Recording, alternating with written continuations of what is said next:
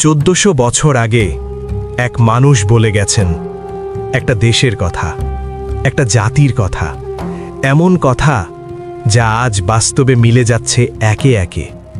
সেই মানুষটির নাম মুহাম্মদ সাল্লাল্লাহু আলাইহি ওয়াসাল্লাম, আর সেই দেশটার নাম ইরান।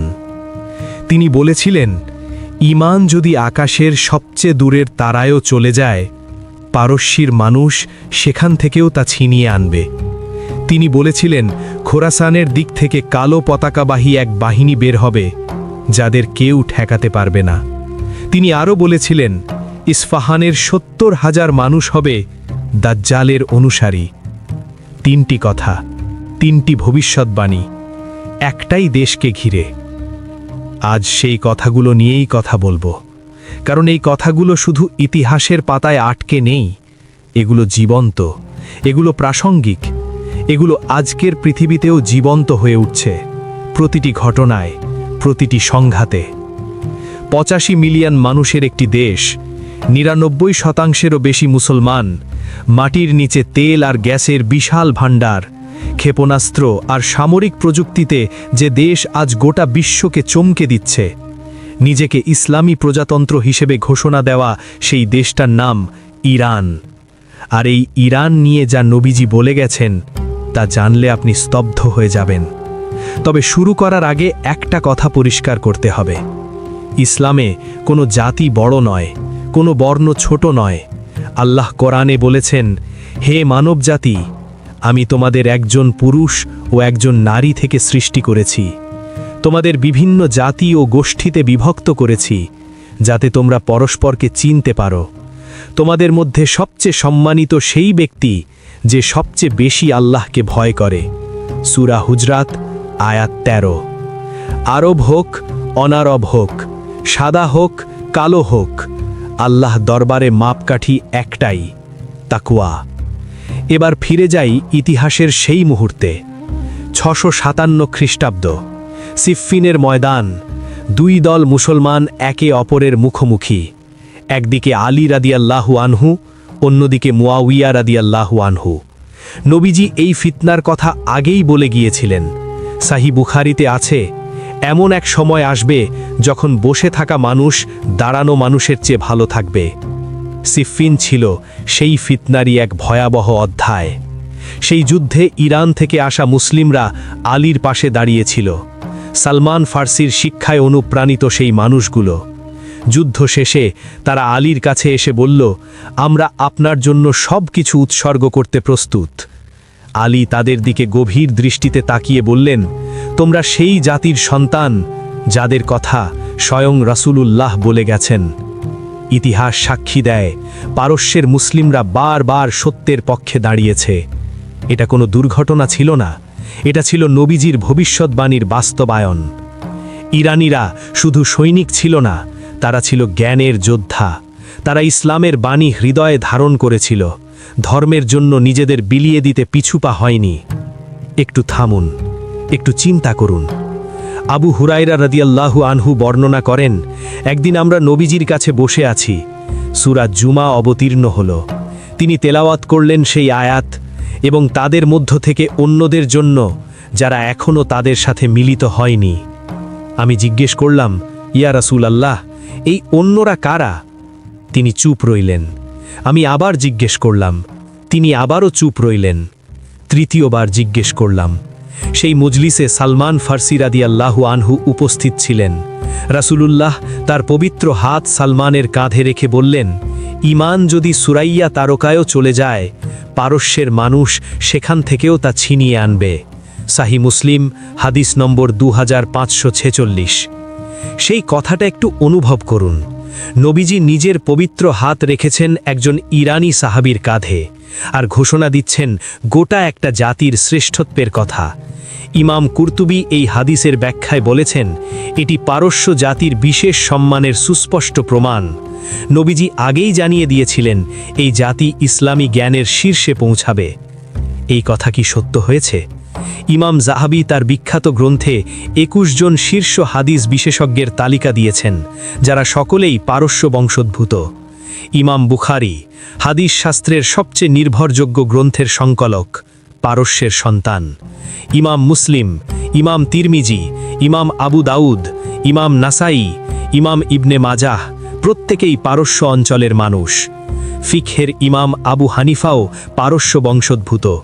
বিজ্ঞান ও চিকিৎসার ইবনে সিনা, দর্শনের আল ফারাবি, গণিতের আল খাওয়ারিজমি, জ্যোতির্বিজ্ঞানের আল বিরুনি এরা সবাই পারস্যের মাটির সন্তান। খোরাসানের নিশাপুর শহরটার কথা আলাদাভাবে বলতে হয়। এই একটি শহর থেকে ইমাম মুসলিম, ইমাম হাকিম নিশাপুরীর মতো মহান মনীষীরা বেরিয়ে এসেছেন। ইমাম আবু হানিফা একবার কাউকে বলেছিলেন, আমি সেই জাতির সন্তান যাদের ব্যাপারে স্বয়ং রাসূলুল্লাহ সুসংবাদ দিয়ে গেছেন। ইমাম সুয়ুতি বলেছেন, ইসলামী ইতিহাসের অধিকাংশ মনীষী ছিলেন অনারব। এটাই রাসূলুল্লাহ সেই ভবিষ্যৎবাণীর বাস্তবায়ন। এবার সালমান ফার্সির কথায় আসি। ইসলামের প্রথম ইরানি মুসলিম। তার গল্পটা শুনলে বুকের ভেতরটা নড়ে ওঠে। তিনি ইরানের এক সম্ভ্রান্ত অগ্নি উপাসক পরিবারে জন্মগ্রহণ করেছিলেন, কিন্তু তার হৃদয়ে ছিল সত্যের তৃষ্ণা। সেই তৃষ্ণা তাকে ঘর ছাড়তে বাধ্য করল। প্রথমে সিরিয়া গেলেন, এক পাদ্রী থেকে আরেক পাদ্রীর কাছে। প্রত্যেকেই মৃত্যুর আগে বলতেন, পরবর্তী জনের কাছে যাও। এভাবে একজন থেকে আরেকজন, একটি শহর থেকে আরেকটি শহর, সত্যের সন্ধানে একটানা দীর্ঘ পথ চলা। সর্বশেষ পাদ্রী বললেন, আরবে যাও, একজন নবী আসতে যাচ্ছেন, তার কিছু নিদর্শন আছে। দীর্ঘ সফর শেষে মদিনায় পৌঁছলেন। রাসূলুল্লাহর সাথে দেখা হলো, সব নিদর্শন মিলে গেল। তিনি ইসলাম গ্রহণ করলেন। আর নবীজি তাকে এতটাই ভালোবাসতেন যে বলেছিলেন, সালমান আমাদের আহলে বাইতের অংশ। মুসনাদে আহমদ। সালমানের হাত ধরেই পারস্যের অজস্র মুসলিম ইসলামের আলোয় এসেছিল। তার জীবন নিজেই একটি অলৌকিক সফর। 651 খ্রিস্টাব্দ সাসানীয় সাম্রাজ্যের পতন হল। ইরানে ইসলামের বিস্তার শুরু হলো। কিন্তু এই পথ মোটেও সহজ ছিল না। উমাইয়া শাসনামলে ইরানীদের সাথে চরম বৈষম্য করা হতো। তাদের বলা হতো মাওয়ালি, দ্বিতীয় শ্রেণীর নাগরিক।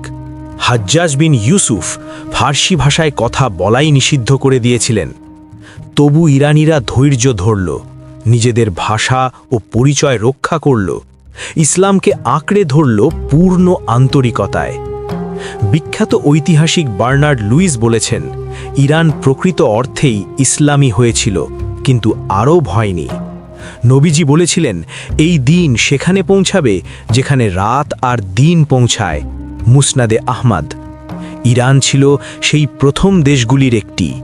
এবার আসি সেই অংশে যেটা শুনলে গায়ে লোম খাড়া হয়ে যায়। খোরাসান, প্রাচীন পারস্যের এক বিশাল ভূমি।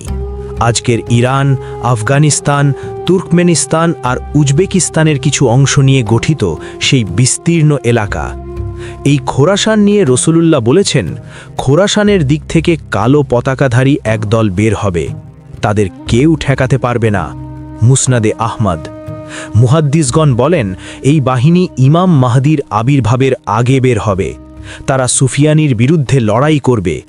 তাদের একজন নেতার নাম হবে শুয়াইব ইবনে সালেহ। আজকের পৃথিবীর দিকে তাকান, গাজা, সিরিয়া, লেবানন, এসব অঞ্চলে যা ঘটছে তা কি সেই ভবিষ্যৎবাণীর কথা মনে করিয়ে দেয় না? নবীজি আরও বলেছেন, বিভিন্ন জাতি তোমাদের বিরুদ্ধে এমনভাবে ঝাঁপিয়ে পড়বে যেমন ক্ষুধার্ত মানুষ খাবারের পাত্রে ঝাঁপিয়ে পড়ে। আবু দাউদ। সেই সময় মুসলিমদের সংখ্যা কম হবে না, কিন্তু তারা হবে ফেনার মতো, অন্তঃসার শূন্য। আজ ইরানের বিরুদ্ধে পশ্চিমা বিশ্বের কঠোর নিষেধাজ্ঞা, ইসরায়েলের সাথে চলমান দ্বন্দ্ব, এসব কি সেই হাদিসের প্রতিফলন নয়? এবার দাজ্জালের কথায় আসি। সেই সময়ের সর্বশ্রেষ্ঠ ফিতনা। নবীজি স্পষ্ট ভাষায় বলেছেন, দাজ্জালের সাথে থাকবে ইস্পাহানের 70,000 ইহুদি, যাদের গায়ে মোটা চাদর জড়ানো থাকবে। সহি মুসলিম, হাদিস নম্বর 2944। ইস্পাহান ইরানের একটি প্রাচীন নগরী। আজও সেখানে একটি ইহুদি সম্প্রদায় বসবাস করে। 1400 বছর আগে নবীজি নির্দিষ্ট করে বলে গেছেন কোন শহরের মানুষ দাজ্জালের সাথী হবে। ইমাম নবাবী বলেছেন, এটি নবুয়তের অন্যতম নিদর্শন, একটি অকাট্য ভবিষ্যৎবাণী।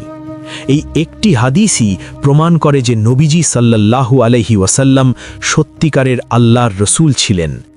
তবে নবীজি শুধু ভয় দেখাননি, রক্ষার পথও বলে দিয়েছেন। তিনি বলেছেন, যে ব্যক্তি সূরা কাহাফের প্রথম 10টি আয়াত মুখস্থ করবে সে দাজ্জালের ফিতনা থেকে নিরাপদ থাকবে। সহিহ মুসলিম।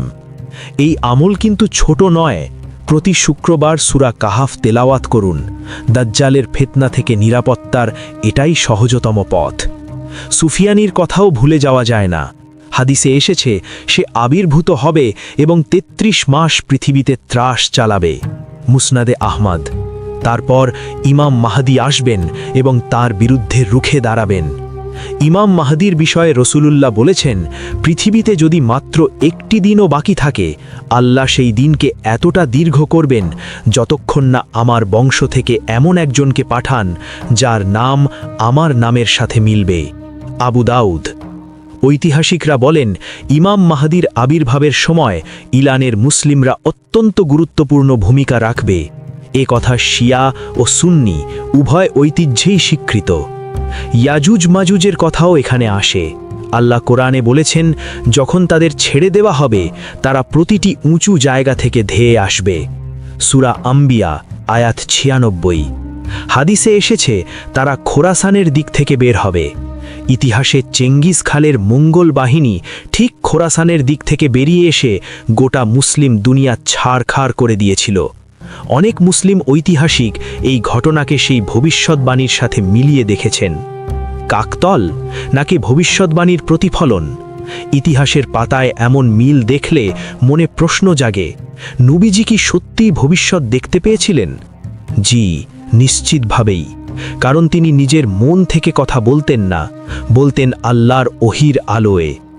1979 সালের ইরানি ইসলামী বিপ্লবের কথায় গবেষকরা বলেন, নবীজি বলেছিলেন আল্লাহ প্রতি 100 বছর পর এই উম্মতের জন্য এমন কাউকে পাঠাবেন যে দিনকে নতুনভাবে সংস্কার করবে।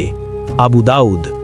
অনেকে মনে করেন সেই বিপ্লব বিশ্বব্যাপী ইসলামী চেতনার নতুন একটি অধ্যায় সূচনা করেছিল। আমরা আজ অনেক ভবিষ্যৎবাণী নিয়ে কথা বললাম। কিছু একদম স্পষ্ট, কিছু রহস্যে ঘেরা, কিছু আজকের পৃথিবীর ঘটনার সাথে অদ্ভুতভাবে মিলে যাচ্ছে। তবে একটা কথা সবসময় মনে রাখবেন, এই জ্ঞান শুধু জানার জন্য নয়, এই জ্ঞান আমল করার জন্য। শেষ জামানার আলামত নিয়ে চিন্তা করা দরকার, কিন্তু নির্দিষ্ট তারিখ বা ঘটনা চূড়ান্তভাবে বলে দেওয়া ঠিক নয়। কিয়ামতের জ্ঞান একমাত্র আল্লাহর কাছে। আমাদের দায়িত্ব হলো ঈমানকে মজবুত রাখা, ইবাদতে মনোযোগী হওয়া, সৎ কাজের আদেশ দেওয়া, মুসলিম উম্মার ঐক্য রক্ষা করা। শিয়া হোক বা সুন্নি হোক, কালিমা এক, কিবলা এক, রসুল এক, কিতাব এক। আমাদের উচিত ঐক্যের সুতো ধরে রাখা, বিভেদের দেওয়াল ভেঙে ফেলা। 680 খ্রিস্টাব্দের কারবালার কথা মনে করুন। ইমাম হুসাইন রাদিয়াল্লাহু আনহুর শাহাদতের সেই হৃদয় বিদারক ঘটনা। সেই ক্ষত আজও শুকায়নি, কিন্তু সেই কষ্ট, সেই বেদনা আমাদের একত্রিত করার কথা, বিভক্ত করার নয়। নবীজি বলেছেন, একজন মুসলিম আরেকজন মুসলিমের ভাই, সে তার উপর জুলুম করে না, তাকে বিপদে একা ফেলে রাখে না। মুসলমান মানে একটি পরিবার, একটি দেহের মতো। এক অংশে ব্যথা লাগলে গোটা শরীর কষ্ট পায়। ইরানের মুসলিমরা আমাদের ভাই, তারা আমাদের পরিবারের অংশ। আমরা তাদের জন্য দোয়া করব, তাদের পাশে দাঁড়াবো, তাদের জন্য কল্যাণ চাইব। ইরানে আশুরার দিনে যে লক্ষ লক্ষ মানুষের মিছিল বের হয় তা পৃথিবীর অন্যতম বৃহৎ ধর্মীয় সমাবেশ। সেই মানুষগুলোর হৃদয়ে যে বিশ্বাস, সেই ঈমান, তা সুরাইয়া তারকার মতোই উজ্জ্বল। আর দাজ্জালের সেই ভয়ঙ্কর ফিতনা থেকে বাঁচার জন্য আল্লাহর কাছে আশ্রয় চাইব। হে আল্লাহ, আমরা আপনার কাছে কবরের আযাব থেকে, জাহান্নামের শাস্তি থেকে, জীবন ও মৃত্যুর কঠিন পরীক্ষা থেকে এবং দাজ্জালের ভয়ঙ্কর ফিতনা থেকে আশ্রয় প্রার্থনা করি। আমাদের ঈমানকে অটল রাখুন, আমাদের পরস্পরের মধ্যে ভালোবাসা ও ঐক্য দান করুন, সত্যের পথে অবিচল রাখুন। ইমাম মাহদীর আবির্ভাবের সময় আমাদের সত্যের উপর ঠিক রাখুন। দাজ্জালের প্রতারণা থেকে আমাদের হেফাজত করুন। আমাদের কবরকে জান্নাতের বাগিচায় পরিণত করুন। আমিন।